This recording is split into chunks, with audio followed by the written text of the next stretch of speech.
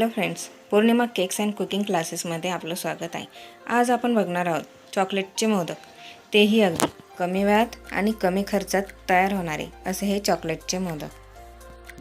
हे मोदक तयार करण्यासाठी आपल्याला एक बिस्किटचा पुडा लागणार आहे. मी इमेजमध्ये दाखवल्याप्रमाणे बिस्किटचा पुडा घेतलेला आहे. त्यानंतर एका बिस्किटच्या पुड्याचे मी मिक्सरमधून फिरून बारीक भुगा तयार करून घेतलेला आहे. साखर 1 tablespoon, desiccated coconut 1 tablespoon, cocoa powder 1 tablespoon, दूध बाइंडिंगसाठी, चॉकलेट सॉस 1 टेबलस्पून. त्यानंतर आता आपण सर्व साहित्य एकत्र मिक्स करून घेऊ. प्रथम आपण साखर, डेसिकेटेड कोकोनट, कोको पावडर,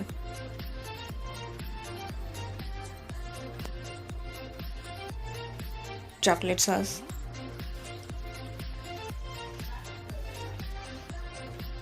हे सर्व साहित्य आपण व्यवस्थित मिक्स करून घेऊ. या स्टेजला आपण इथे दुधाचा वापर करणार नाही. आधी हे सर्व साहित्य मिक्स करून घेऊ. त्यानंतर ज्याप्रमाणे आपण पोळीसाठी कणिक तयार करतो त्याचप्रमाणे आपल्याला याची कणिक तयार करायची.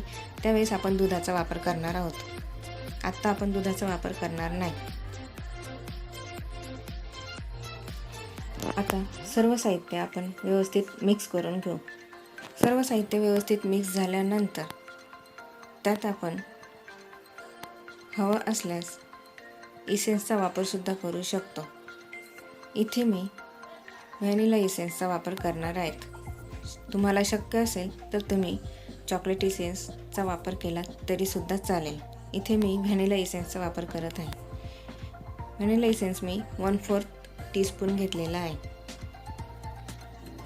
त्यानंतर सर्व साहित्य पुन्हा एकदा मिक्स करून पोळी तयार करण्यासाठी आपण ज्याप्रमाणे कणकेचे गोळा तयार करतो त्याचप्रमाणे इथे आपल्याला गोळा तयार करायचा आहे. त्यासाठी आपल्याला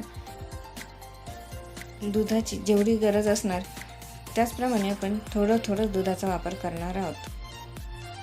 पोळीसाठी ज्याप्रमाणे कणकेचा गोळा तयार करतो त्याचप्रमाणे आपल्याला गोळा तयार करायचा आहे. आता आपण थोडा दुधाचा वापर करून गोळा तयार करू.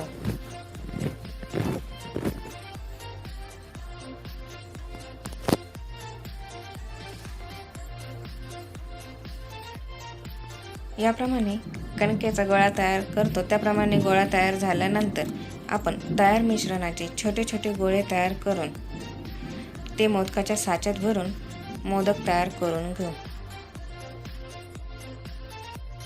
मैत्रिणींनो, तुम्ही माझ्या चॅनलवर नवीन असणार आणि माझ्या चॅनलला जर अजूनपर्यंत सबस्क्राईब केलेलं नसेल तर आधी माझ्या चॅनलला सबस्क्राईब करा, जेणेकरून माझ्या पुढील येणाऱ्या नवनवीन व्हिडिओंचे नोटिफिकेशन तुमच्यापर्यंत पोहोचावे आणि प्रत्येक रेसिपीचे अपडेट तुम्हाला मिळावे. याकरता तुम्ही माझ्या चॅनलला सबस्क्राईब करायला विसरू नका.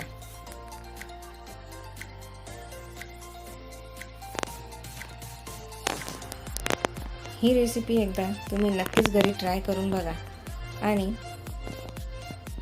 कमेंट बॉक्समध्ये मला अभिप्राय द्यायला विसरू नका.